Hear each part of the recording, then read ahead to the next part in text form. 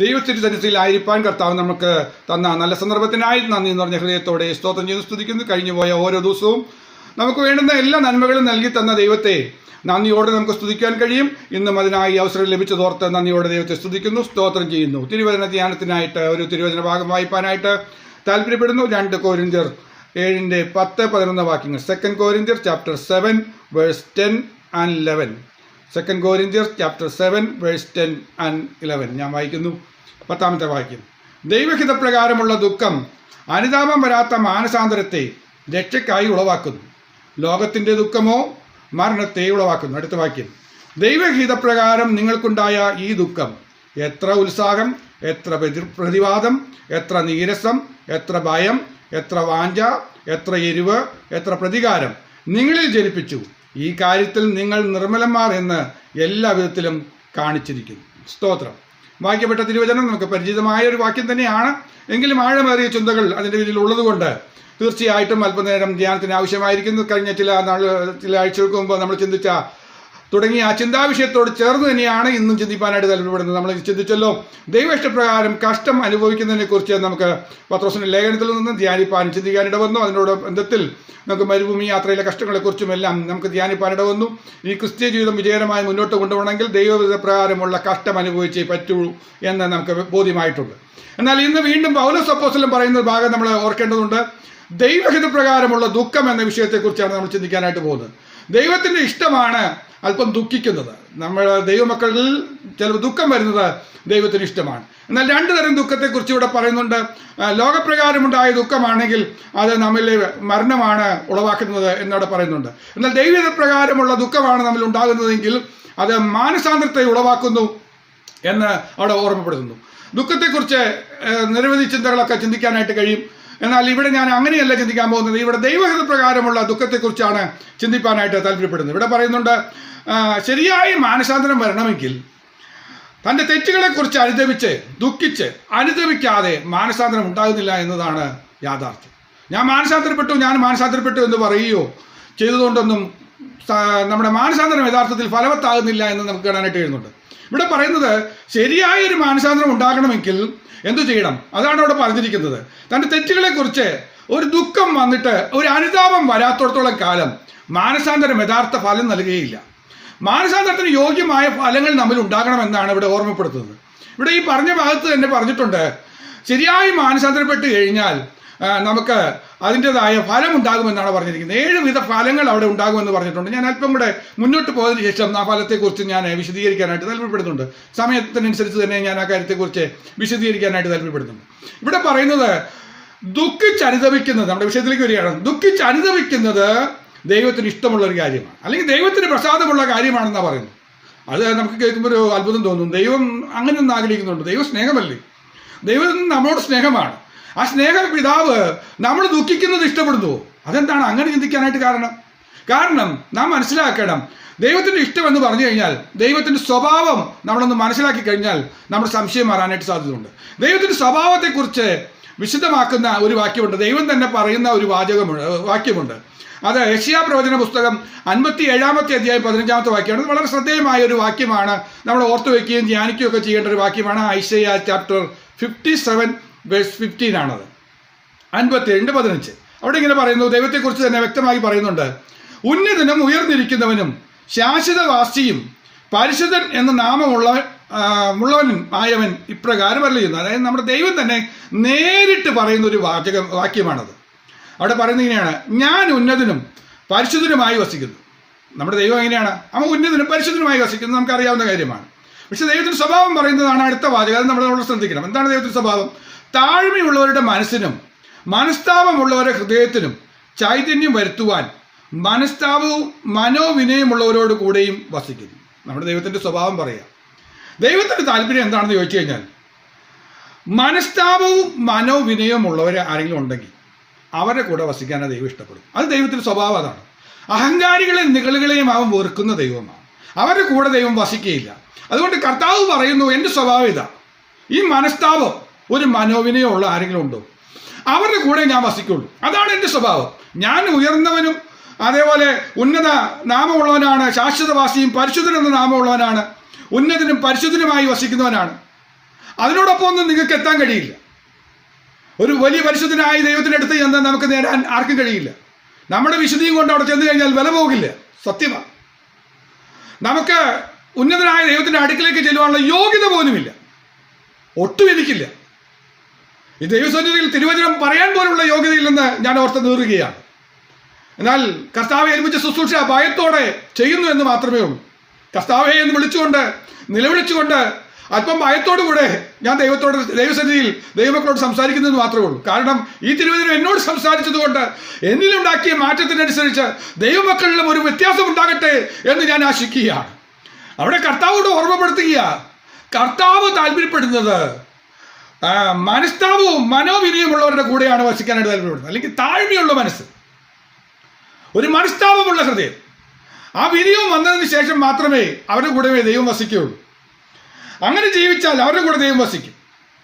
അങ്ങനെ വസിക്കുവാൻ കർത്താവ് താല്പര്യപ്പെടുമ്പോൾ തന്നെ ഈ ദുഃഖവും പാപത്തെക്കുറിച്ച്, നമ്മൾ ചെയ്തു പോയ തെറ്റുകളെക്കുറിച്ചുള്ള ആ വലിയ മനസ്താപം അല്ലെങ്കിൽ ആ മനോദുഃഖം, ആ വലിയ വിമിഷ്ടം, കർത്താവേ അങ്ങോട്ട് അടുത്തു വരുവാൻ ഞാൻ യോഗ്യനല്ലല്ലോ എന്ന് ചിന്തിക്കുന്ന ആ ഒരു വിഷമം. നമുക്കറിയാലോ, കർത്താവ് പഠിപ്പിച്ച പ്രാർത്ഥനയെക്കുറിച്ച് പഠിപ്പിക്കുമ്പോൾ പറയുന്നുണ്ടല്ലോ, പരീക്ഷനും ചുങ്കക്കാരൻ്റെ ഒക്കെ പ്രാർത്ഥനയിൽ പറയുന്നുണ്ടല്ലോ, ദൂരത്ത് നിന്ന് മാറത്തടിച്ച് അപ്പാ നിന്റെ ശരീരത്തിലേക്ക് വരുവാൻ ഞാൻ യോഗ്യനില്ലെന്ന് പറഞ്ഞുകൊണ്ട് നിലവിളിച്ചവന്റെ പ്രാർത്ഥനയിൽ ദൈവം പ്രസാദിച്ച കാര്യം നമ്മൾ വായിക്കുന്നുണ്ടല്ലോ. അതാ ദൈവം ആഗ്രഹിക്കുന്നത്. എന്നാൽ അവിടെ ഒരു പ്രത്യേകത ഇവിടെ ഈ വാക്യത്തിൽ കർത്താവ് പറഞ്ഞിട്ടുണ്ട്. ഇങ്ങനെ ദുഃഖം തോന്നി നമ്മൾ പ്രാർത്ഥിച്ചു കഴിഞ്ഞാൽ ദൈവം നമ്മുടെ അടുത്ത് വരും.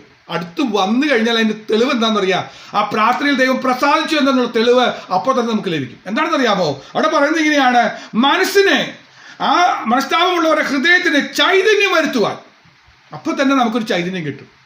അതാണ് യഥാർത്ഥത്തിൽ ഫലവത്തായ പ്രാർത്ഥന എന്ന് ഞാനിവിടെ ഓർമ്മപ്പെടുത്തുക. കാരണം മറ്റൊന്നുമല്ല, നമ്മുടെ ഹൃദയത്തിന് ഈ മനസ്താപവും മനോവിനയത്തോടു കൂടി അവൻ്റെ സന്നിധിയിൽ ചെന്ന് ഒരു 2 വാചകം പ്രാർത്ഥിക്കാൻ കഴിഞ്ഞാലും മതി. കർത്താവെ എന്നൊന്ന് വിളിക്കാൻ കഴിഞ്ഞാൽ, ആ വിനയഭാവത്തോടൊന്ന് വിളിച്ച് പ്രാർത്ഥിക്കാൻ കഴിഞ്ഞാൽ, ആ പ്രാർത്ഥന തീരുമ്പോൾ തന്നെ നമ്മുടെ ഹൃദയത്തിൽ ഒരു ചൈതന്യം വരും. അല്ലാത്ത പ്രാർത്ഥനകളൊക്കെ നമുക്ക് ചടങ്ങിന് വേണമെങ്കിൽ പ്രാർത്ഥിച്ച് അവസാനിപ്പിക്കാൻ കഴിയും. ഇതാണ് ഇവിടെ പറയുന്നത്. അപ്പോൾ ഈ ദുഃഖം എൻ്റെ ദൈവം ആഗ്രഹിക്കുന്നുണ്ട്.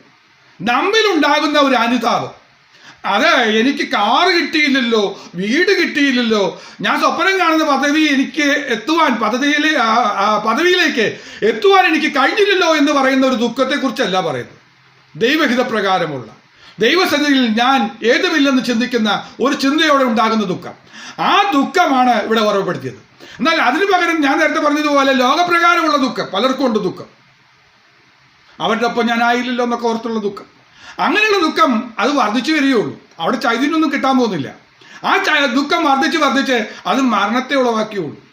ആ മരണം നിത്യമായ മരണത്തിലേക്ക് പോവുകയുള്ളൂ. ഇതാണ് ഇവിടെ പറയുന്നത്.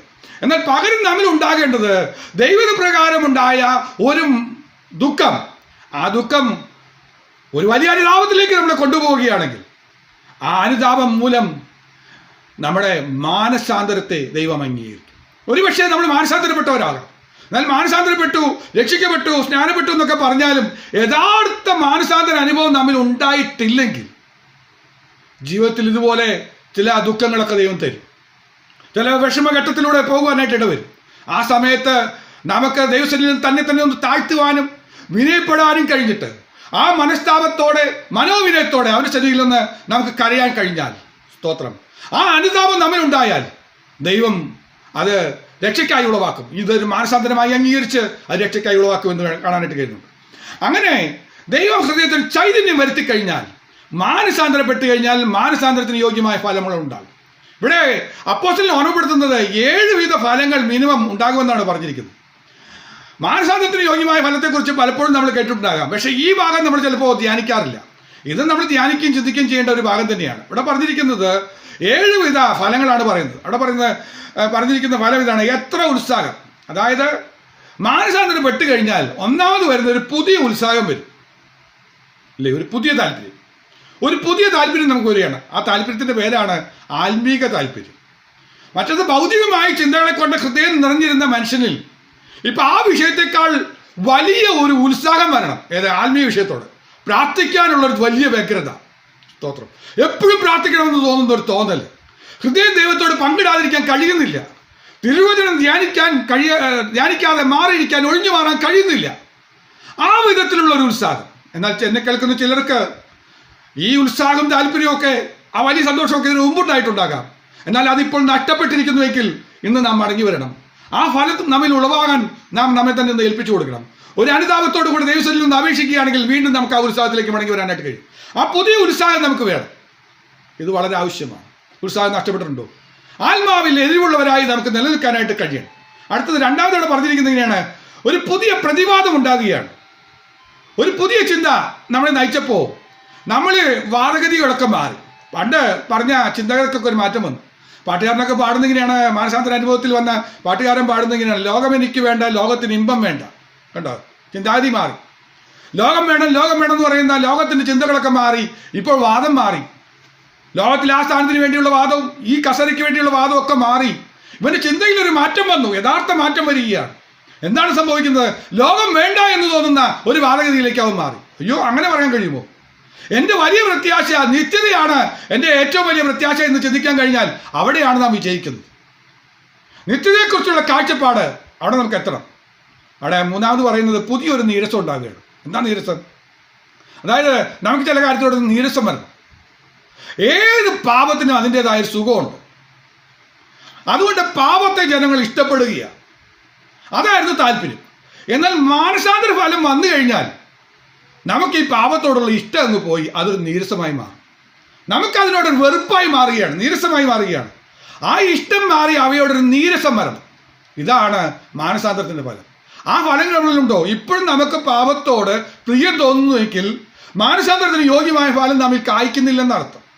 ഇത് തിരിച്ചറിഞ്ഞ് ഒരു ദുഃഖം നമ്മിൽ വന്നിട്ട്, കർത്താവേ, അങ്ങോട്ട് തിരുസന്നിധിയോട് അടുക്കാൻ എനിക്ക് കഴിയില്ലല്ലോ എന്നോർത്ത് ഒന്ന് അനുതാപത്തോടെ ഏറ്റുപറഞ്ഞ്, ഒരു ദുഃഖത്തോടെ അനുതാപത്തോടെ ഏറ്റുപറയുന്നെങ്കിൽ ആ മനോവിനയവും മനസ്താപവും കണ്ടിട്ട് അവൻ നമ്മോട് അടുത്തു വരും.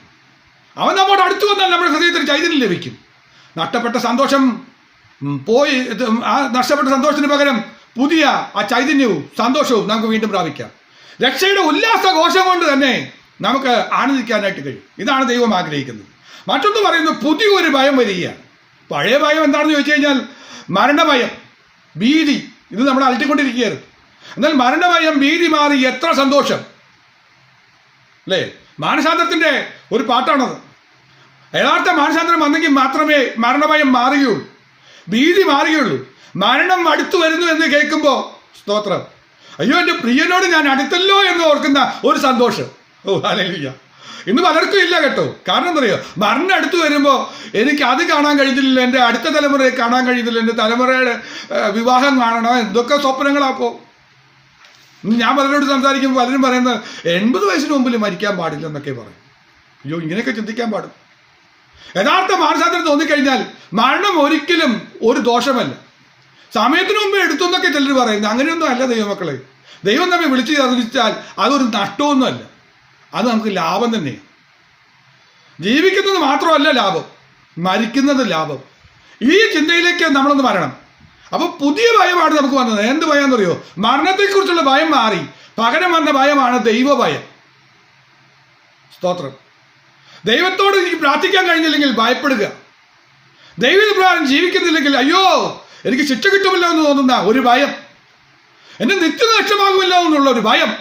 ഈ ഭയമാണ് നമ്മളെ ഭരിക്കേണ്ടത്. എപ്പോഴും ഭയത്തോടെ ഇരിക്കുന്ന മനുഷ്യൻ ഭാഗ്യവാനാണ്. കാരണം എന്ത് ഭയം എന്നറിയോ? മരണഭയമല്ല, ദൈവഭയത്തോടെ. ദൈവഭയം എപ്പോഴും ഉണ്ടെങ്കിൽ അവൻ പാപം ചെയ്യുകയില്ല. യോസഫ് പറഞ്ഞതുപോലെ അവിടെ ആരും കാണാനില്ല അല്ലേ? പോത്തിഫറിന്റെ വീട്ടില്. അതാ പോത്തിഫറിന്റെ ഭാര്യ അങ്ങനെ സംസാരിച്ചത്.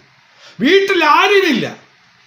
എന്നാൽ ജോസഫ് പറയുന്നത് വീട്ടിൽ ആരുമില്ലെന്ന് പോത്തിഫറിന്റെ ഭാര്യയ്ക്ക് തോന്നുന്നുണ്ടെങ്കിലും ജോസഫിന് മനസ്സിലാകുന്നത് ജോസഫിനോട് കൂടെ ദൈവം ഉണ്ടെന്ന്. ദൈവം കാണും. ഈ ചിന്ത നമ്മെ ഭരിക്കുമ്പോൾ ആ ഒരു ഭയം ഉണ്ടെങ്കിൽ നാം പാപത്തുനിന്ന് രക്ഷപ്പെടാനായിട്ട് കഴിയും. ഇതാണ് യഥാർത്ഥ വഴി. അതാണ് മാനസാന്തരം. മാനസാന്തരത്തിന്റെ ഫലം തന്നെയാണ് ഈ പുതിയ ഭയം. ഞാൻ വേഗത്തിൽ മുന്നോട്ട് പോകട്ടെ. അടുത്ത 5ാമത്തെ കാര്യം പറയുന്നത് ഇങ്ങനെയാണ്: പുതിയ ഒരു വാഞ്ച വന്നു. പുതിയ വാഞ്ച എന്താണെന്ന് അറിയോ? ലക്ഷ്യം അതാണ്, എന്നാശയം അതാണ്. അതാണ് പാട്ടുകാരൻ പാടുന്നത്. ലക്ഷ്യം അതാണ്, ആശയം അതാണ്. വാഞ്ച മാറി. എന്താ ആശ? നിത്യതയും നിത്യജീവനും നമ്മുടെ പുതിയ വാഞ്ചയായി മാറി. ലക്ഷ്യം അതാണ്. വല്ലവിധേനയും അത് പ്രാപിക്കാമോ എന്ന് വെച്ചുകൊണ്ട് ഒറ്റ ലക്ഷ്യ എങ്ങനെ എനിക്ക് കിട്ടണം. ലോകപ്രകാരം നമ്മൾ പലതിനും വേണ്ടി പരിശ്രമിക്കാറുണ്ട്. ഒരു ജോലിക്ക് വേണ്ടി, ചിലരെ സ്ഥാനമാനങ്ങൾക്ക് വേണ്ടി, ഉന്നതമായ നിലയിലും എത്തണം എന്നൊക്കെ ചിന്തിച്ച് അതിനുവേണ്ടിയുള്ള പരിശ്രമങ്ങൾ, ധനത്തിന്മേൽ ധനം വരുവാൻ വേണ്ടി അവരെ വ്യഗ്രതയോടെ പരിശ്രമിക്കുക. അതാണ് വാഞ്ച. അതിനെക്കുറിച്ച് സ്വപ്നം കാണുന്നു, അതിനെക്കുറിച്ച് പ്ലാനും പദ്ധതികളും ഉണ്ടാക്കിക്കൊണ്ടിരിക്കുകയാണ്. എന്നാൽ പുതിയ വാഞ്ച വന്നു കഴിഞ്ഞാൽ അവന് ഇതൊന്നും വിഷയമല്ല. നിത്യത നഷ്ടപ്പെട്ടു പോകരുത്. നിത്യവാസം, അവനോട് കൂടെയുള്ള വാസം, അതാ പ്രിയപ്പെട്ടത്. ഇത് താൽക്കാലികമാണ്. നിഴൽ പോലെയുള്ള ഒരു വാസം മാത്രമേ ഉള്ളൂ, അല്ലേ? അല്പകാലം മാത്രം ഈ മൂലവാസം. അതാണ് സ്വൽപ്പുരമാണ് എൻ്റെ നിത്യമായ വാസമെന്ന് പാടാൻ കഴിയണം, അല്ലേ? നാട് വിട്ട് വീട് വിട്ടൊക്കെ നമ്മൾ പോകുന്നതാ. ഇതൊന്നും നഷ്ടമല്ല. ഞാൻ നിത്യതയിലേക്കാണ് കടന്നു പോകുന്നത്, നിത്യരാജ്യത്തിന് അവകാശിയാകാൻ പോവുകയാണെന്നുള്ള ചിന്തയാണ് നമ്മെ ഭരിക്കുന്നതെങ്കിൽ മാനസാന്തരത്തിന്റെ ചില ഫലങ്ങളാണ് നാം കാണിക്കുന്നത്. ആറാമത്തെ കാര്യം പറയുന്നത് പുതിയ എരിവ. ഞാൻ ക്രിസ്തുവിന്റെ എരിവോടെ എരിയുന്നു, അല്ലേ? ചില എരിവ് വരാനുണ്ട്. പല ആ താല്പര്യമല്ല ആ ഒരു എരിവ്, ക്രിസ്തുവിന്റെ എരിവ്. എങ്ങനെയെന്നറിയോ? അപ്പോസ്തലനെ ഉണ്ടായിരുന്ന എരിവുകൾ നമ്മൾ അത്ഭുതത്തോടെ ചിന്തിക്കുന്നതാണ്. അതായത് കൃപയിലേക്ക് വന്ന ദൈവ മക്കളെ പിശാച് തെറ്റിച്ചു പോയെങ്കിലൊന്നും പോരെ അവർ പേടിക്കുകയാണ്. അയ്യോ, അവരെ എങ്ങനെ പിടിച്ചു നിർത്തണം, അതിനുവേണ്ടി ലേഖനങ്ങൾ എഴുതുക, അവരെ ഉപദേശിക്കുകയാണ്. മറ്റത് വല്ല വിധേന ചിലരെയും കൂടെ നേടണം. ആ എരിവെന്ന് നോക്കിയേ. ക്രിസ്തുവിന്റെ കഷ്ടങ്ങൾക്ക് എനിക്ക് പങ്കാളിത്തം വേണം. പുതിയ താല്പര്യങ്ങളൊന്നും നോക്കി ദൈവമക്കളെ, നമ്മളും ആ താല്പര്യം വേണം. കർത്താവേ, എൻ്റെ ഈ ആയുസ് ഇവിടെ ഒതുങ്ങുന്നതിന് മുമ്പ് അങ്ങയുടെ നാമമഹത്വത്തിന് വേണ്ടി ചിലതെങ്കിലും ചെയ്യുവാൻ, ചിലരെ ക്രിസ്തുവിന് വേണ്ടി നേടുവാൻ, ദൈവമേ എന്നെ ഒന്ന് ഉപയോഗിക്കണമേ, എന്നെ ഒന്ന് ഉപയോഗിക്കണമെന്ന ഒരു വലിയ വാഞ്ച. ആ ഇതിനു വേണ്ടിയുള്ള ഒരു എരിവോടുകൂടെ ഒരവസരം ലഭിച്ചാൽ ആ അവസരം പാഴാക്കാതെ എങ്ങനെ സുവിശേഷം പറയാനുള്ള എരിവ്. നമുക്ക് ഓർമ്മയില്ലേ, നമ്മൾ വിശ്വാസി വന്ന ഉടനെ ആരെ കണ്ടാലും ചാടിക്കറി അവരോടങ്ങ് തർക്കിക്കും. കാരണം ഒരു എരിവ് മൂത്തട്ട, നിങ്ങൾ വിഗ്രഹത്തെ സേവിക്കുന്നവരാണെന്നൊക്കെ പറഞ്ഞ് നമ്മളങ്ങ് വാദിക്കും. നിങ്ങൾ സ്വർഗത്തിൽ പോയില്ലെന്ന് പറഞ്ഞ് നമ്മൾ വാദിക്കും. നിങ്ങൾ ഇപ്പം സ്നാനപ്പെടണമെന്ന് പറഞ്ഞ് നമ്മൾ വാദിക്കും. കാരണം എന്താ പറയുമോ? ആ മാനസാന്തരത്തിൻ്റെ ഫലമായിട്ടുണ്ടായ ഒരു വലിയ എരിവാണ്. ആ വലിയ എരിവ് പരിജ്ഞാനക്കുറവ് കൊണ്ട് പല ദോഷങ്ങളും വരുത്തിയിട്ടുണ്ടാകാം, ദൈവം കണക്കിടാതിരിക്കട്ടെ. എന്നാൽ പരിജ്ഞാനം വന്നപ്പോൾ എരിവ് നഷ്ടപ്പെടരുത്. ഒരു പരിജ്ഞാനത്തോടെയുള്ള എരിവുണ്ടെങ്കിൽ ആത്മീക ജീവിതത്തിൽ വിജയം ലഭിക്കാനായിട്ട് സാധിക്കും. അതാണ് ആവശ്യം.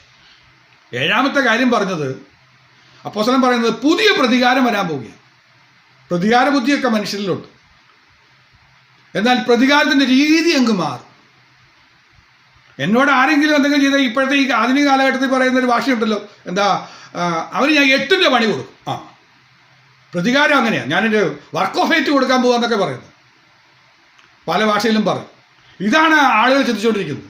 അത് മാനസാന്തരപ്പെട്ടവൻ്റെ ഭാഷയല്ലെന്നേ. മാനസാന്തരപ്പെട്ടവൻ്റെ ഭാഷയല്ല. മാനസാന്തരപ്പെട്ടവൻ്റെ പ്രതികാര ചിന്ത മാറിപ്പോയി. എന്താ പ്രതികാര ചിന്ത മാറുന്നത്? അവിടെ പഠിപ്പിക്കുന്നതിനാണ് ശത്രുവിന് വേണ്ടി എന്ത് ചെയ്യും? പ്രാർത്ഥിക്കും. ശത്രുവിന് വിശക്കുന്നുവെങ്കിൽ തിന്മാൻ കൊടുക്കും, അല്ലേ? അവനെ അനുഗ്രഹിക്കും. നമ്മൾ പ്രതികാരത്തിനൊരു മാറ്റം വന്നു. മാനസാന്തരപ്പെട്ടെങ്കിൽ മാത്രമേ നമ്മുടെ പ്രതികാരത്തിനൊരു മാറ്റം വന്ന് പുതിയ പ്രതികാരം വരുവുള്ളൂ.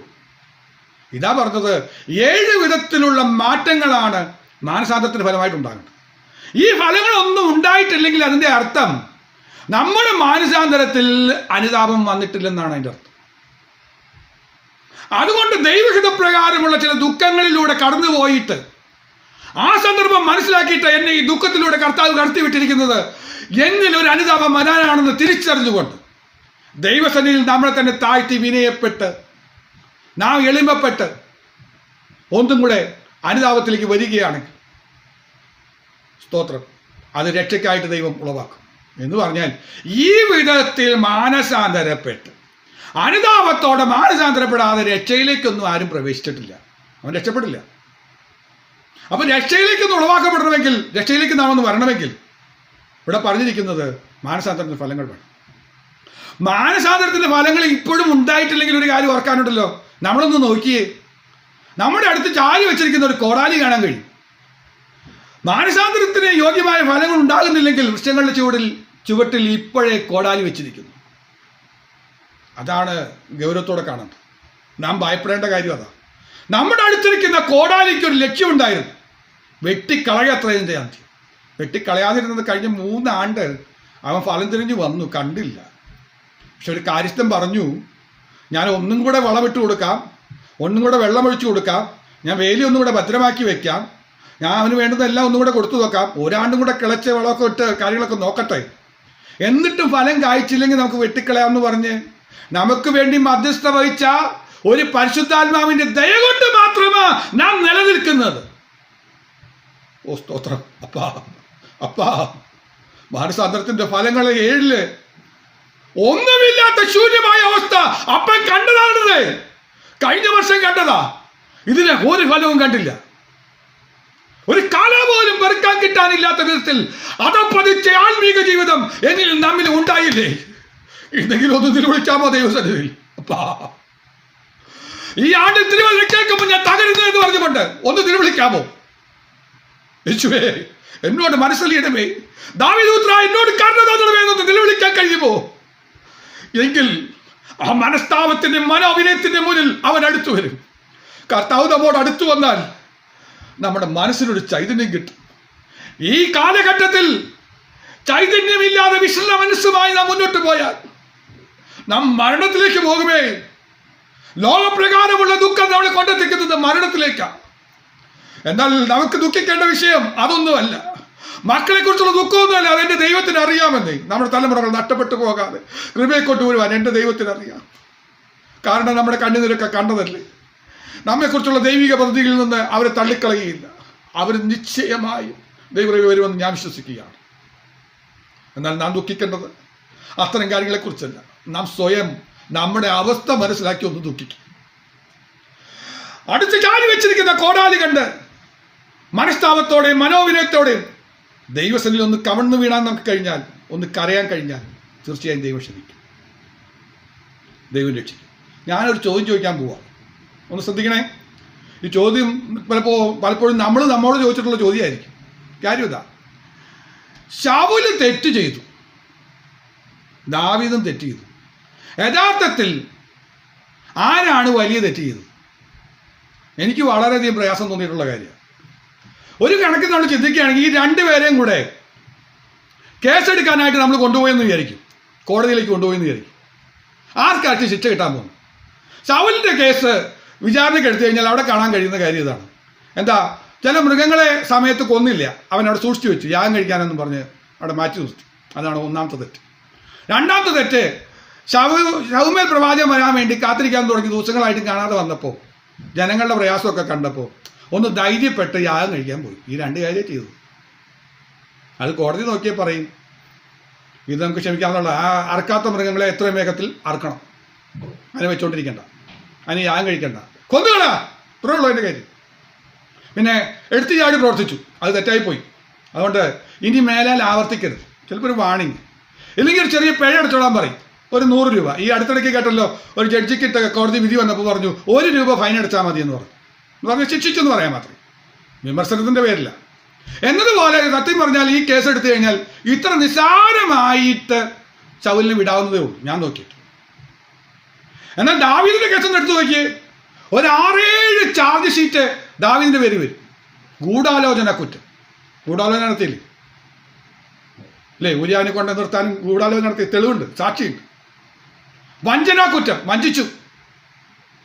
വ്യഭിചാരം, കുലപാതകം, കുറ്റം മൂടി വയ്ക്കാൻ ശ്രമിച്ചത്, അധികാര ദുർവിനിയോഗം. ഇനി ഒന്നും കൂടെ പറഞ്ഞു കഴിഞ്ഞാൽ പറയാം, ഒളിഞ്ഞ നോട്ടം. എത്ര കേസാന്ന് നോക്കി. ഈ കേസിന് ചുരുങ്ങിയ പക്ഷം ജീവപര്യന്തം വേണ്ടതാ. ജീവപര്യന്തം കൊണ്ട് തീരില്ല. ഉന്നതമായ സ്ഥാനത്തിരിക്കുന്നവരെ തെറ്റ് ചെയ്ത് കഴിഞ്ഞാൽ കോടതി വെറുതെ വിടുന്ന എനിക്ക് തോന്നുന്നില്ല. വേണമെങ്കിൽ വധശിക്ഷയ്ക്ക് വിധിക്കേണ്ടതാണ്. പക്ഷെ ദൈവം ചെയ്ത കാര്യമൊന്നും ആലോചിച്ച് നോക്കി. ദൈവം എന്ത് ചെയ്തു? ദാവീദിന്റെ ശക്തിനെ ഫ്രീ ആക്കി വിട്ടു. ശൗലിനെ ഗ്രഹത്തോട് കൂടെ നശിപ്പിച്ചു. ശിക്ഷ കിട്ടിയത് ആർക്കാ? ശൗലിന്. ഇതാ പ്രശ്നം. നമുക്ക് തോന്നിയിട്ടില്ലേ ഇത് ശരിയല്ലെന്ന് തോന്നിയിട്ടില്ലേ? എന്നാൽ കാര്യം മനസ്സിലാക്കണം. അവിടെയാണ് നമ്മൾ മനസ്സിലാക്കേണ്ടത്. എന്താ മനസ്സിലാക്കേണ്ടത് പറയും? തെറ്റ് എത്ര വലുതാണെങ്കിലും നീ ആ തെറ്റിനെ കുറിച്ച് അനുഭവിക്കുന്നുവെങ്കിൽ, ദുഃഖിച്ച് അനുഭവിക്കുന്നുവെങ്കിൽ, മനസ്താപത്തോടെ മനോവിഷമത്തോടു കൂടെ അവൻ്റെ സന്നിധിയിൽ ഒരു അപ്പീൽ കൊടുത്താൽ മതി. ദൈവം അപ്പോൾ ക്ഷമിച്ച് അവരുടെ കൂടെ നിൽക്കും. കാരണം എന്താ? ദൈവത്തിൻ്റെ സ്വഭാവം അതാ. അതുവരെ പറഞ്ഞ് ന്യായമൊക്കെ അവൻ്റെ കൂടെ നിന്ന് സപ്പോർട്ട് ചെയ്യാൻ നിന്ന് പോയാൽ കാര്യമില്ല. ശൗല് തെറ്റ് ചെയ്തു, പക്ഷെ അവന് മനസ്താപമൊന്നും വന്നില്ല. അതിനുവേണ്ടി അവൻ മനോവിനയത്തിലേക്കൊന്നും വന്നില്ല. നല്ലൊരു മനോവിനയം വന്നു കഴിഞ്ഞാൽ ശൗമേലിനോട് പറഞ്ഞാൽ ഞാൻ രാജിവെക്കുകയെന്ന്. വേറെ ആരെങ്കിലും എടുത്തു, ഞാൻ തെറ്റ് ചെയ്തു, എനിക്ക് ഇനി സ്ഥാനത്തിരിക്കാൻ ഞാൻ യോഗ്യനല്ല, എന്നെ രാജാവാക്കിയതാ, രാജാതി രാജാവിന് മുന്നിൽ ഞാൻ തെറ്റുകാരനാ എന്ന് പറയാൻ ശൗലിന് തോന്നിയില്ല. അധികാര സ്ഥാനത്ത് കടിച്ചു തൂങ്ങുന്ന പലരും ഉണ്ട്. തെറ്റ് ചെയ്തിട്ടും അധികാര സ്ഥാനത്ത് കടിച്ചു തൂങ്ങുന്നവരുണ്ട്. കാരണം എന്താ അറിയോ? അവർക്ക് മനസ്താപം തോന്നില്ല. പകരം ചെയ്യുന്നത് ഒരു ന്യായീകരണമാണ്. ചില ന്യായീകരണങ്ങൾ കൊണ്ട് തെറ്റുകളെ മൂടി വയ്ക്കാൻ ശ്രമിച്ചാൽ ദൈവം അവരുടെ കൂടെ നിൽക്കില്ല. എത്ര നിസ്സാര തെറ്റാണെങ്കിലും അതിനെ അവൻ ശിക്ഷിക്കും. എന്നാൽ ചെയ്തത് വലിയ തെറ്റാണെങ്കിൽ പോലും ആ തെറ്റിനെ കുറിച്ചുള്ള ഒരു ദുഃഖം, ഞാൻ തെറ്റ് ചെയ്തു പോയെന്നുള്ളൊരു ബോധ്യത്തോടെ അനുദപിക്കുന്നുവെങ്കിൽ, അനുതാപ ഹൃദയം കണ്ടു കഴിഞ്ഞാൽ ദൈവം അവരെ കൂടെ നിൽക്കും. അതാണ് 51-ാം സങ്കീർത്തനം. അതല്ലേ അനുതാപത്തിൻ്റെ സങ്കീർത്തനമല്ലേ? ഞാൻ തെറ്റുപറ്റി പോയി എന്നങ്ങ് സമ്മതിച്ചിട്ട് എൻ്റെ രക്ഷയുടെ സന്തോഷം നിന്ന് പോയി, എനിക്കൊന്നുമില്ല, ചൈതന്യമില്ല, ഈ സിംഹാസനത്തിലിരിക്കാൻ ഞാൻ യോഗ്യനില്ലെന്ന് പറയുന്ന ആ എളിമ കണ്ടോ അവിടെ മാനിച്ചത്. ഇതുപോലെ തന്നെ ഞാൻ ചിന്തിച്ചിട്ടുണ്ട്. യൂദയാണോ വലിയ തെറ്റ് ചെയ്തത്, പത്രോസാണോ വലിയ തെറ്റ് ചെയ്തതെന്ന് നമുക്ക് തോന്നിയിട്ടുണ്ട്. യൂദ ഒരു പ്രാവശ്യം തൻ്റെ ഗുരുവിൻ്റെ അടുത്ത് പോയി ഇത് ഗുരുവാണെന്ന് മറ്റുള്ളവർക്കൊന്ന് കാണിച്ചു കൊടുത്തു, ഒരു ചുംബനം കൊടുത്തു, ഇതാകെ ചെയ്തിട്ടുള്ളൂ. എന്താ പത്രോസ് ഒരു പ്രാവശ്യമൊന്നും അല്ലെന്നേ, 3 പ്രാവശ്യം തള്ളി പറഞ്ഞു. ആരെ? യേശുവിടെ ഇരിക്കുമ്പോൾ തന്നെയാണ്, യേശുവിൻ്റെ സാന്നിധ്യത്തിൽ വെച്ച് തന്നെയാണ് യേശുവിനെ തള്ളി പറഞ്ഞത്. അതുകൊണ്ടല്ലേ യേശു അതിനെ തിരിഞ്ഞു നോക്കിയത്. യേശു കേട്ടു. ക്ഷമിച്ചത് പത്രോസിനോടാണ്, യൂദോടല്ല. കാര്യം മനസ്സിലായി? ദൈവമക്കളെ, നമ്മിൽ ചിലപ്പോൾ ദൈവം ക്ഷമിക്കാത്ത വിധത്തിൽ ചിലത് കിടക്കുന്നുണ്ട്. ഒന്ന് തിരിച്ചു നോക്കിക്കൂടെ?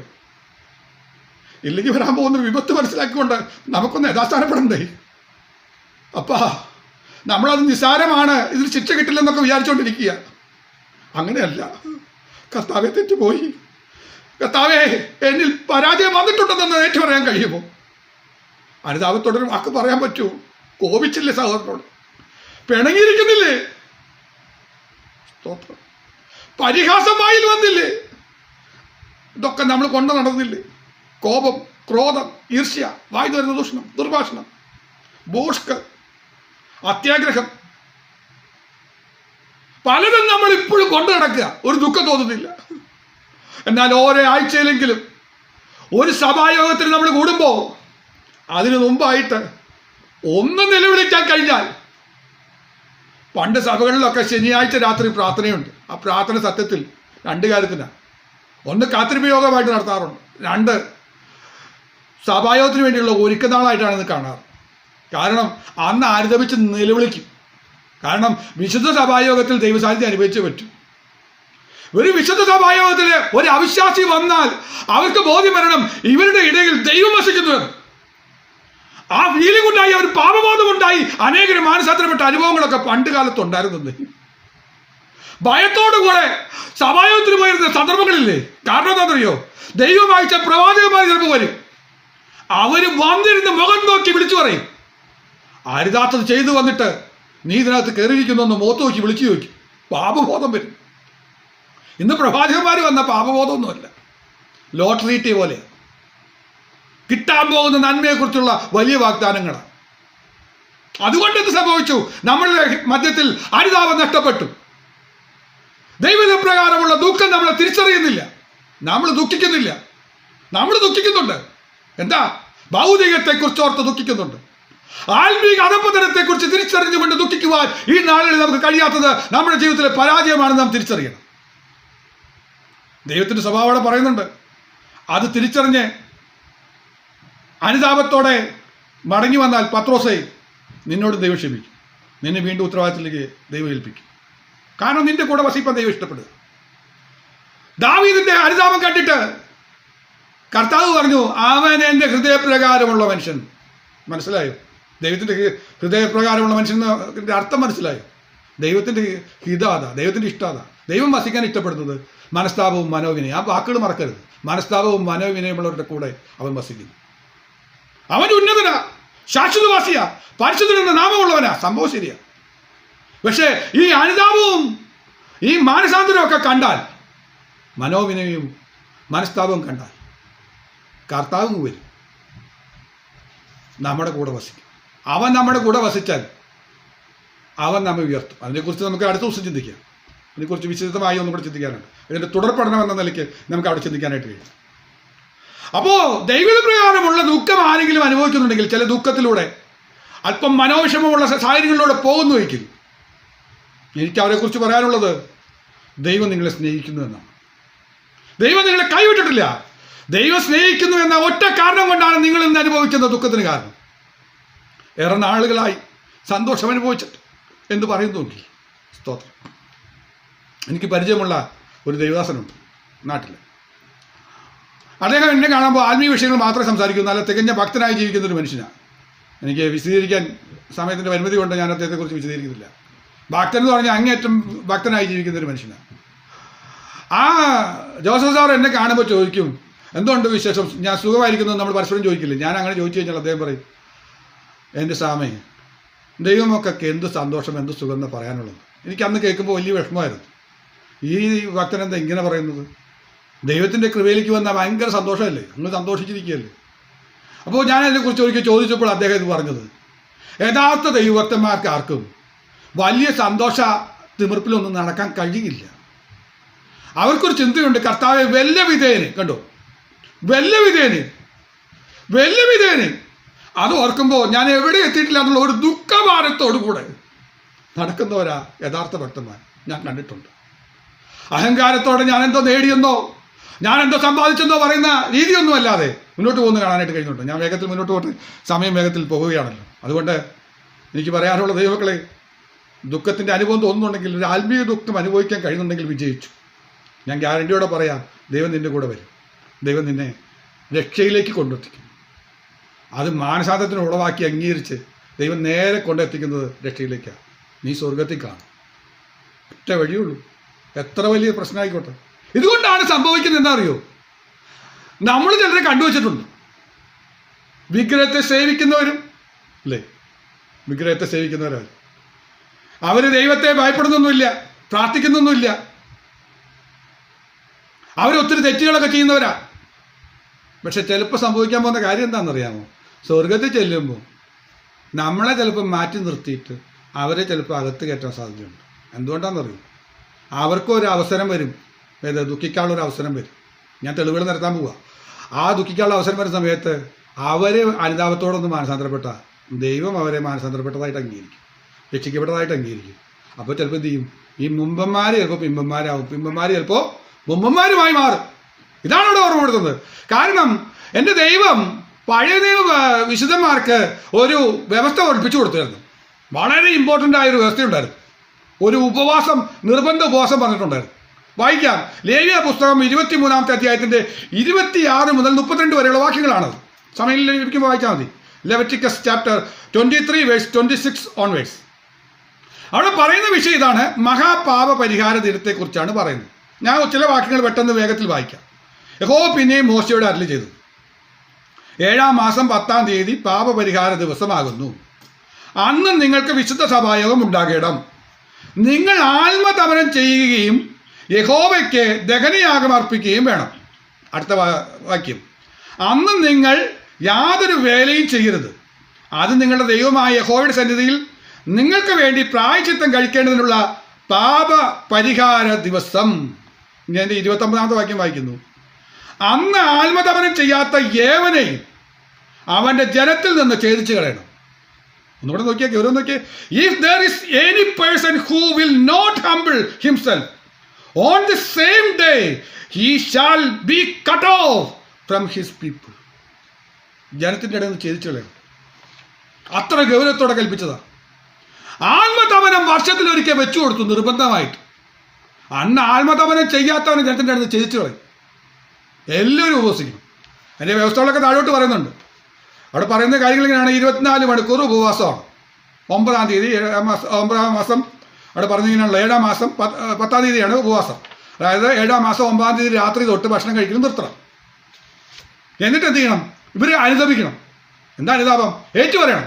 അന്നത്തെ ദിവസം അവർ ചെയ്തിരുന്ന കാര്യങ്ങൾ എന്തൊക്കെയാണെന്ന് വെച്ച് കഴിഞ്ഞാൽ, ഇവര് ആരോടെങ്കിലും തെറ്റ് ചെയ്തിട്ടുണ്ടെങ്കിൽ അത് ഓർമ്മ വന്നാൽ അവരുടെ വീട്ടിലേക്ക് ഓടിപ്പോകും. അവിടെ ക്ഷമ ചോദിക്കും. തിരിച്ച് അവൻ ഇങ്ങോട്ട് ക്ഷമ ചോദിക്കും. അന്നൊരു 4-5 പ്രാവശ്യം അവര് ഈ സിനഗോഗുകളിലേക്ക് ഓടിപ്പോകും. അവിടെ കൂട്ടായ്മ ആചരിക്കും. അവിടെ ഇരുന്ന് നിലവിളിച്ച് ദുഃഖിച്ച് നിലവിളിച്ച് കരയും. ഇതെല്ലാവരും ചെയ്യരുത്. ഇത് ദൈവം നിർബന്ധപൂർവ്വം വെച്ച ഉപവാസമാണ്. ഇന്ന് ഉപവാസമൊന്നും ഇല്ല ആർക്കും. ഇന്ന് ഉപവസിക്കുന്നുണ്ട് ആളുകൾ. എന്തിനു വേണ്ടിയിട്ടാണെന്ന് അറിയോ? ഈ അനുതാപത്തിന് വേണ്ടിയുള്ള ഉപവാസമൊന്നുമല്ല, കാര്യസാധ്യത്തിന് വേണ്ടിയുള്ള ഉപവാസമാണ്. ഇതല്ല ദൈവം ആഗ്രഹിച്ചത്. ദൈവം ഇത് പഠിപ്പിച്ച് വ്യവസ്ഥ വെച്ചത് ഇതിനാ, ആത്മതപനം. അതിനു വേണ്ടിയാണ് ഈ ഉപവാസം വെച്ചത്. കണ്ടോ? ആ ഉപവാസം എല്ലാവരും ചെയ്തിരിക്കുന്നു പറഞ്ഞേ. അങ്ങനെ ആരെങ്കിലും ഈ ആത്മതപനം വരാത്തുണ്ടെങ്കിൽ ജനത്തിൻ്റെ അടുത്ത് ചെയ്തിച്ചു കളയും. ഇപ്പം മനസ്സിലായോ? രക്ഷിക്കപ്പെട്ടു സ്നാനപ്പെട്ടു എന്ന് പറഞ്ഞിട്ട് കാര്യമൊന്നുമില്ല. ഈ അനുതാപം വന്നിട്ടില്ലെങ്കിൽ, ഈ ആത്മതപനം നമ്മുടെ ജീവിതത്തിൽ നടക്കുന്നില്ലെങ്കിൽ, ഇന്ന് വർഷത്തിലൊരിക്കൽ ചെയ്താൽ പോരാ, മാസത്തിലൊരിക്കൽ ചെയ്താൽ പോരാ, ആഴ്ചയിലൊരിക്കൽ പോരാ. എല്ലാ ദിവസവും അനുതാപ ഹൃദയത്തോടെ അവൻ്റെ അടുക്കൽ വന്നിട്ട്, ഓ സ്തോത്രം, ഒരു തുള്ളി കണ്ണുനീർ ഒഴുക്കി കിടക്കുന്നതാണ് നല്ലത് ദൈവമക്കളെ. മരണം നമ്മുടെ പടിവാതിക്ക് നിൽക്കുകയല്ലേ, അതിൻ്റെ നോട്ടം നമ്മളോടാ. പാപം നമ്മുടെ പടിവാതിക്ക് നിൽക്കുകയല്ലേ, അതിൻ്റെ നോട്ടം നമ്മോടാ. ഇവയിൽ നിന്നൊക്കെ ഒന്ന് രക്ഷപ്പെടണ്ടേ ദൈവമക്കളെ? ഈ ആത്മതപനത്തിൻ്റെ അനുഭവത്തിലേക്ക് നമുക്ക് വേണമെങ്കിൽ വരുവാനായിട്ട് കഴിയട്ടെ. ഞാൻ ഉദാഹരണങ്ങൾ പറയാം പെട്ടെന്ന്, വായിക്കാൻ സമയമില്ല. 2 ദിനവൃത്താന്തം 33-ാമത്തെ അധ്യായം വായിക്കുമ്പോൾ അവിടെ ഒരു രാജാവിനെ കുറിച്ച് കാണാനായിട്ട് കഴിയും. പേര് മനശ്ശെ. വാക്യം വായിക്കേണ്ടതാണ്, 12, 13 ഒക്കെ വായിക്കേണ്ടതാണ്. ഞാൻ പറഞ്ഞു പോവാം. ആദ്യം മനശ്ശെക്കുറിച്ച് പറയാം. ദുഷ്ടനായ മനശ്ശെ. ഇത്രയും ദുഷ്ടത ചെയ്ത രാജാക്കന്മാർ വളരെ കുറച്ചുള്ളൂ. പിന്നെ ഒരാളുള്ളത് ആഹാബാണ്. നമുക്ക് ചിന്തിക്കാം. മനശ്ശെ ചെയ്ത ദുഷ്ടത എന്ന് പറഞ്ഞു കഴിഞ്ഞാൽ ആലയത്തിൽ വിഗ്രഹം കൊണ്ട് വെച്ചുകയറി ചെയ്തു. ക്ഷുദ്രപ്രയോഗം, ആ വിചാരം, പിന്നെ പുത്രന്മാരെ കൊണ്ട് ഈ അഗ്നിപ്രവേശം ചെയ്യിക്കുക, എല്ലാ ജാതീയ ആചാരങ്ങളും ഒക്കെ ചെയ്ത് കാര്യങ്ങളൊക്കെ പ്രശ്നമായി. അപ്പം എന്ത് ചെയ്തു? അശൂർ രാജാവിനെ അവൻ്റെ നേരെ വരുത്തി കൊളുത്തുകളിട്ട് ചങ്ങലൊക്കെ ഇട്ടിട്ട് മനശ്ശെ കൊണ്ടുപോവുക. അങ്ങനെ കൊണ്ടുപോയി അവൻ തടവിലായി കഴിഞ്ഞപ്പോൾ എന്ത് സംഭവിച്ചു? ആ 12-ാം വാക്യം പറയുന്നതാ. കഷ്ടത്തിലായപ്പോൾ അവൻ തൻ്റെ ദൈവമായ യഹോവയോട് അപേക്ഷിച്ചു. തൻ്റെ പിതാക്കന്മാരുടെ ദൈവത്തിൻ്റെ മുമ്പിൽ തന്നെത്താൻ ഏറ്റവും താഴ്ത്തി അവനോട് പ്രാർത്ഥിച്ചു. ഉണ്ടോ? ദുഃഖത്തിലേക്ക് എത്തിയപ്പോൾ അവൻ പ്രാർത്ഥിച്ചു. അപ്പോൾ അവിടെ കാണുന്നത് എങ്ങനെയാണ്? അടുത്ത വാക്യം. അവൻ അവൻ്റെ പ്രാർത്ഥന കൈക്കൊണ്ട് അവൻ്റെ യാചന കേട്ട് അവനെ വീണ്ടും യെരൂശലേമിൽ അവൻ്റെ രാജ്യത്തിന് തിരിച്ചു വരുത്തി. യഹോവ തന്നെ ദൈവമെന്ന് മനശ്ശെക്ക് ബോധ്യമായി. കണ്ടോ? ഒരിക്കലും ക്ഷമിക്കാത്ത രീതിയിലുള്ള തെറ്റുകളാണ് ചെയ്തത്. പക്ഷേ മനശ്ശെ എന്ത് ചെയ്തു? ദുഃഖം വന്നപ്പോൾ, കഷ്ടത്തിലായപ്പോൾ അവൻ ദൈവസന്നിധിയിൽ തന്നെത്താൻ താഴ്ത്തി. ഏറ്റവും താഴ്ത്തി എഴുതിയിരിക്കുന്നു. ഏറ്റവും താഴ്ത്തി അവനോട് പ്രാർത്ഥിച്ചു. ദൈവം അവൻ്റെ കൂടെ നിന്നു അവനെ വീണ്ടും സ്ഥാനത്തേക്ക് മടക്കി വരുത്തി. ഇത് ദൈവത്തിൻ്റെ ഒരു വ്യവസ്ഥയാണ്. ഞാൻ പെട്ടെന്ന് പറയാം, സമയം തീർന്നല്ലോ. നിനവെ പട്ടണക്കാരുടെ കാര്യം നമുക്കറിയാമല്ലോ. നിനവെ പട്ടണക്കാരുടെ അടുത്തേക്ക് യോനോട് പോകാൻ പറഞ്ഞപ്പോൾ യോന പോയില്ല എന്ന് പറയാൻ കാരണമുണ്ട്. അത്ര ക്രൂരന്മാരായിരുന്നു. ചരിത്രം പറയുന്നത് നിനവേലെ ആളുകൾ അവരോട് ദേഷ്യം വന്നാൽ, ആരുടെയെങ്കിലും വരേക്കും തോന്നിക്കഴിഞ്ഞാൽ അവർ ചെയ്യുന്ന ശിക്ഷാവിധി എന്ന് പറഞ്ഞാൽ സഹിക്കാൻ പറ്റാത്തതാണ്. ജീവനുള്ള ആളുകളുടെ തോല് ഉരിച്ചു കളയും, ജീവനോടെ നിർത്തിയിട്ട്. അത്രയും വേദന അനുഭവിച്ച് കൊല്ലിക്കുന്ന ഒരു രീതിയായിരുന്നു അവർ. അതുകൊണ്ടാണ് യോന വരെ പേടിച്ചു പോയത്. അവരോട് പറയാൻ പേടിച്ചാണ് പറഞ്ഞത്. പക്ഷേ യോനോട് അവർക്ക് ദേഷ്യം വന്നില്ല. അവർ കാര്യം മനസ്സിലാക്കി. ജനം മുഴുവൻ, രാജാവ് ഉൾപ്പെടെ എല്ലാവരും തന്നെത്താൻ താഴ്ത്തി ദൈവസന്നിധിയിൽ അനുതാപത്തോടെ കരഞ്ഞ് പ്രാർത്ഥിച്ചപ്പോൾ എന്ത് ചെയ്തു? ദൈവം കൂടെ വന്നു. ഇതാ അവിടെ സംഭവിച്ചത്. ഇത് ദൈവത്തിൻ്റെ സ്വഭാവമാണ്. ഇതാണ് നമ്മുടെ ദൈവത്തിൻ്റെ താല്പര്യം. ഇത് നാം മറന്നു പോകരുത്. അതാ യോനയ്ക്ക് സങ്കടം വന്നേ. ഇവരെ ശിക്ഷിച്ചില്ലല്ലോ എന്ന് ഓർത്തിട്ട്. ശിക്ഷിക്കില്ല. ചിലപ്പോൾ നമ്മളെക്കാൾ കുരന്മാരായ പലരും ചിലപ്പോൾ കൃപയിലേക്ക് വന്നെന്ന് വരാം. നമ്മൾ നിസാര ഭാവിയാന്നൊക്കെ പറഞ്ഞ്, അല്ല നമ്മൾ വലിയ തെറ്റൊന്നും ചെയ്യുന്നില്ല എന്നൊക്കെ പറഞ്ഞ് നേർച്ചപ്പെട്ട് നടന്നാൽ അപകടം പതിയിരിക്കുന്നെന്ന് ഞാൻ വിളിച്ചു പറയട്ടെ. അയ്യോ, സമയം ഓടിപ്പോകുന്നില്ല. ഇതുപോലെ തന്നെ ആഹാബിൻ്റെ ചരിത്രം 1 രാജാക്കന്മാരുടെ പുസ്തകം 21-ാമത്തെ അധ്യായത്തിൽ കാണാം. ആഹാബും വലിയ ക്രൂരനാണെന്ന് നമുക്ക് കാണാം. എന്നാൽ ആഹാബ് ദൈവത്തിൻ്റെ സന്നിധിയിൽ 21-ന്റെ 29 വായിക്കുന്നു. ആഹാബ് എൻ്റെ മുമ്പാകെ തന്നെത്താൻ താഴ്ത്തിയത് കണ്ടുവോ? അവൻ എൻ്റെ മുമ്പാകെ തന്നെത്താൻ താഴ്ത്തിയത് കൊണ്ട് ഞാൻ അവൻ്റെ ജീവകാലത്ത് അനർത്ഥം വരുത്താതെ അവൻ്റെ മകൻ്റെ കാലത്ത് അവൻ്റെ ഗ്രഹത്തിന് അനർത്ഥം വരുത്തുമെന്ന് കൽപ്പിച്ചു. ആഹാവിൻ്റെ ജീവകാലത്ത് അനർത്ഥം വരുത്താതെ അവന് മാറ്റി നിർത്തി, അവൻ്റെ ഒരു അനുതാപം കണ്ടിട്ട്. ഇതുപോലെ ദൈവമക്കളെ, നമുക്ക് ലഭിച്ച അവസരമാണ് ഇന്ന് ലോകത്ത് നടമാടിക്കൊണ്ടിരിക്കുന്നത് തിരിച്ചറിഞ്ഞുകൊണ്ട് നമുക്കൊന്ന് അനുതാപത്തിലേക്ക് വരാമോ? നമുക്കൊരു മാനസാന്തരത്തിലേക്ക് വരാമോ? സ്തോത്രം. നാം മാനസാന്തരത്തിലേക്ക് വരുന്നുവെങ്കിൽ നമുക്കൊരു വിജയമുണ്ട്. തെറ്റുകളെക്കുറിച്ച് ന്യായീകരിക്കാതെ, അപ്പാ ഞാൻ തെറ്റുകാരനാണ്, ഞാൻ കുറവുള്ളവനാണ്, ഞാൻ പരാജയം ഒന്നിനു പുറകെ ഒന്നായി സംഭവിച്ചവനാണ്, അങ്ങോട്ട് അടുത്ത് വരാൻ പോലും ഞാൻ